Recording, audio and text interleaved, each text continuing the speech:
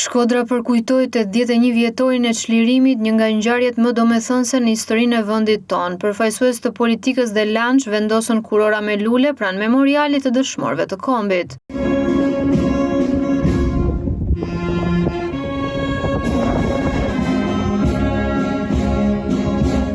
Njëzet e nëntori mbetet një nga epopet më të mëdha të popullit shqiptar, një ditë që rikujton sakrificën, trimërinë dhe vendosmërinë e mira luftëtarëve të lëvizjes antifashiste nacional çlirimtare.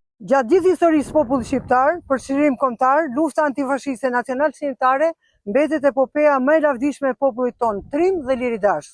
Kjo luftë u shndrua në revolucion popullor përmes kryengritjes armatosur.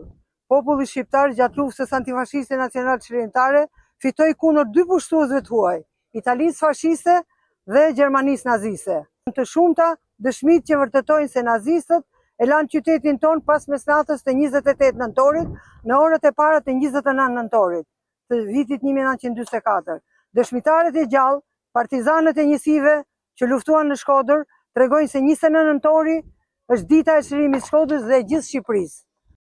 Në 81 vjetorin e çlirimit, Shkodra dhe Mbarvendi përkulin kokën me respekt para kujtimit të dëshmorëve të lançit, të cilët me jetën e tyre shkruan një faqe të artë të historisë sonë kombëtare.